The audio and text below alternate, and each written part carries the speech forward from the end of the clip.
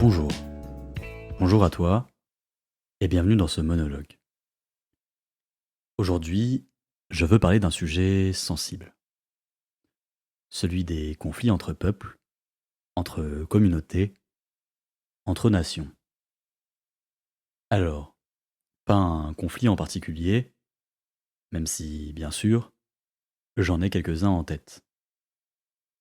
Mais de manière plus large, cette impression contrariante que, parfois, deux camps opposés peuvent avoir raison en même temps.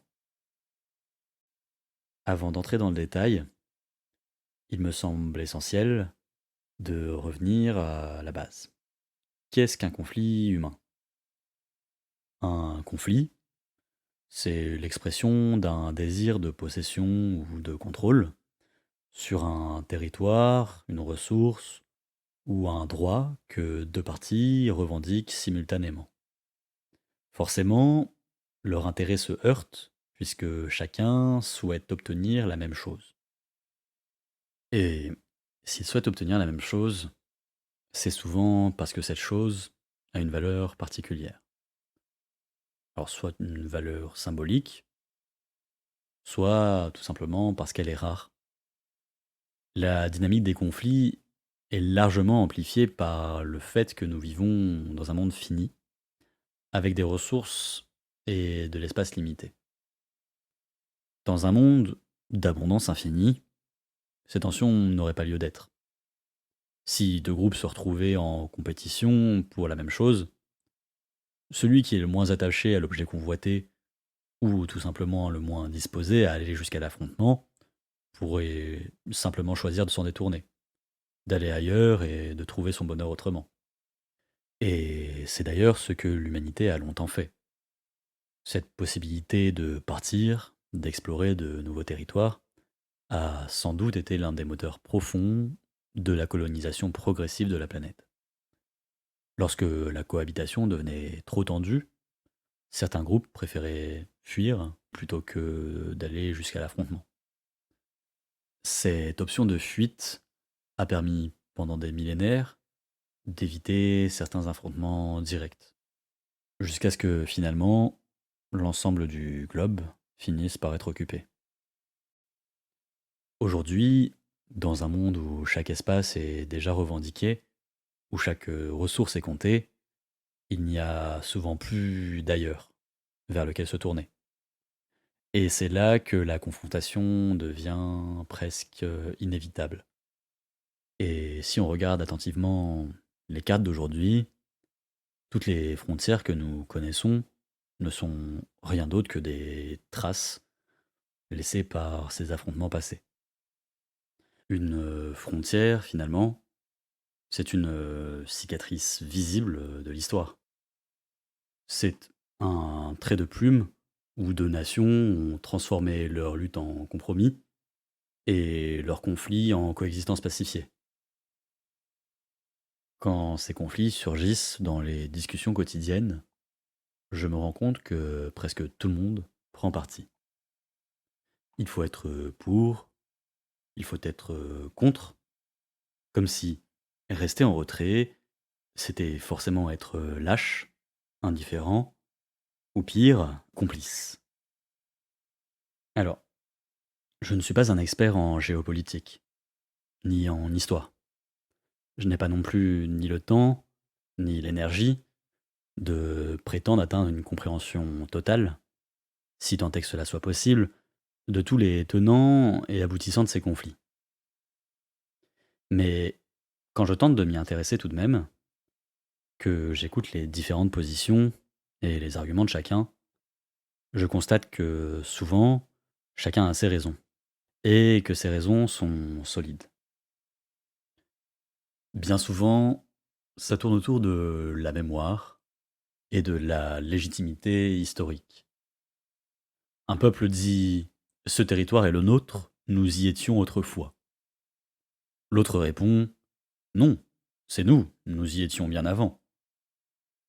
Et si on remonte le fil de l'histoire, on s'aperçoit que les deux disent vrai. Parce que les frontières ne sont pas des lignes éternelles, elles bougent elle se déplace, elle se redessine au gré des siècles. Alors oui, chacun peut retrouver dans le passé un moment où il était légitime propriétaire de cette terre. Mais si on joue à ce jeu-là, où s'arrêter? Pourquoi s'arrêter à tel siècle et pas à celui d'avant? Pourquoi s'arrêter à 1000 ans en arrière et pas à 3000? Et si l'on devait remonter jusqu'aux premiers propriétaires connus, est-ce que le temps vécu par les générations plus récentes sur ce territoire ne compte pour rien? Finalement, toute revendication historique finit par se heurter à une autre revendication historique. Autrement dit, tout le monde a raison, et donc tout le monde a tort. Moi, ce qui me frappe dans ces conflits, c'est à quel point chacun cherche à simplifier le réel.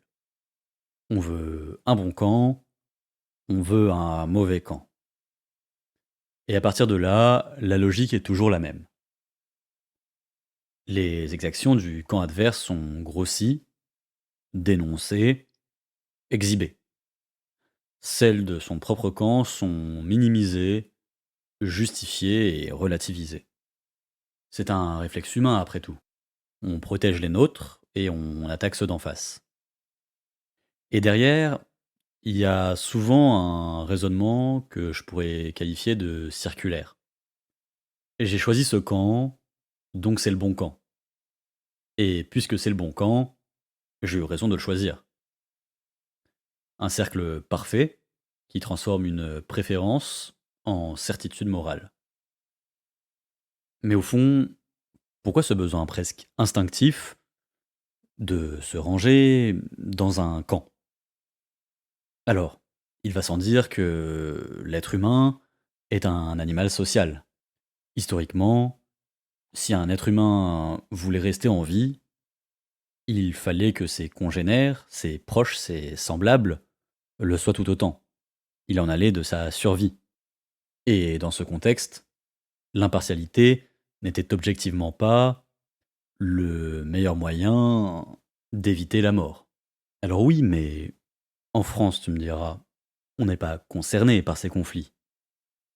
On n'est pas concerné directement, mais l'être humain a un penchant naturel à chercher des repères et des groupes d'appartenance, même quand ça ne le concerne pas directement.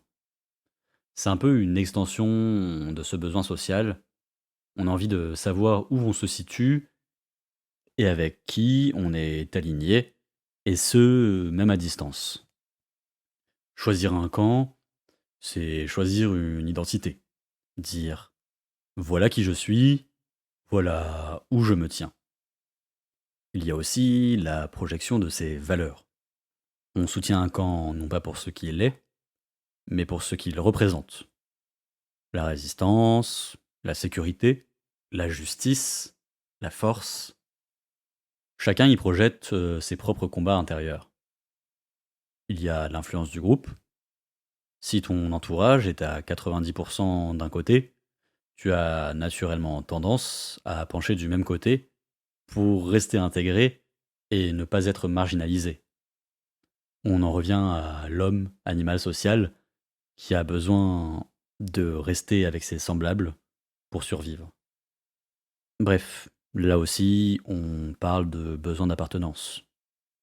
Et puis, il y a la proximité identitaire.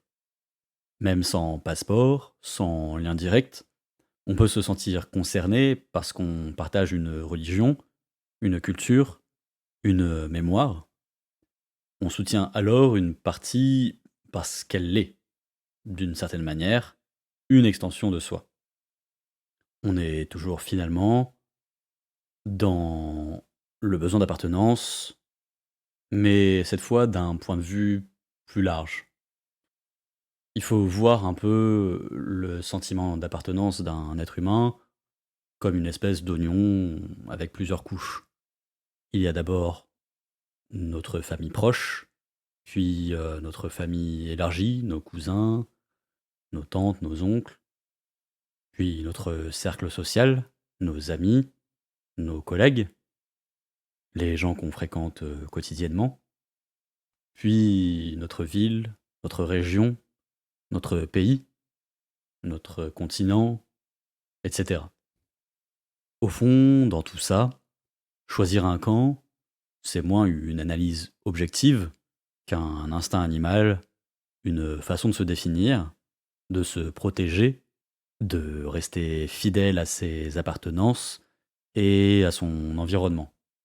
Alors, avec ce qu'on vient de voir, est-ce que le fait de ne pas choisir un camp, de ne pas s'enflammer pour l'un contre l'autre, c'est être lâche?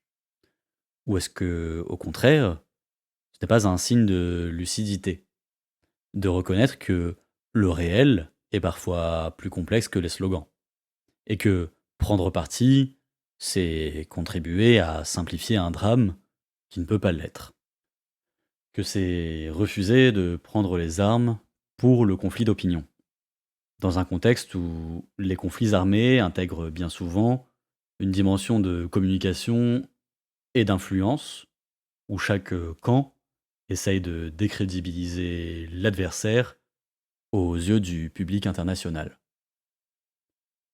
Moi, je pense qu'on peut être profondément humain, compatissant, touché par les souffrances, sans pour autant se jeter dans le rôle de juge.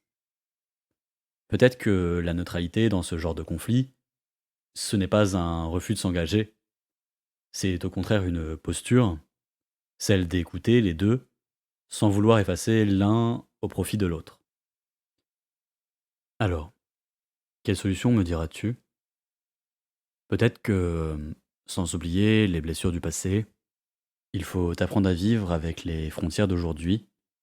Celles d'hier ont causé bien des guerres, et celles de demain peuvent en causer encore davantage. Au fond, chaque guerre n'est jamais plus qu'un conflit d'intérêts qui finit par se transformer en conflit physique. Deux peuples qui veulent la même chose, survivre, prospérer et exister. La neutralité, parfois, c'est une manière d'accepter que la complexité existe et que le monde réel n'est pas toujours aussi manichéen qu'un épisode de Star Wars. Alors, voilà où j'en suis. Je ne prétends pas avoir raison. Je ne prétends pas avoir la solution, si ce n'est de préférer garder au maximum les frontières telles qu'elles sont actuellement. Je partage uniquement ce ressenti, celui que la neutralité, parfois, ce n'est pas de l'indifférence, c'est une façon de reconnaître que, dans certaines guerres, deux peuples ont raison en même temps. Et toi, qu'est-ce que t'en penses? Est-ce qu'on doit toujours choisir un camp? Ou est-ce qu'on peut être là, témoin, lucide, sans se laisser enfermer dans l'idée que dans chaque conflit, il y a les méchants d'un côté et les gentils de l'autre? Merci de m'avoir écouté et à très vite pour un prochain monologue.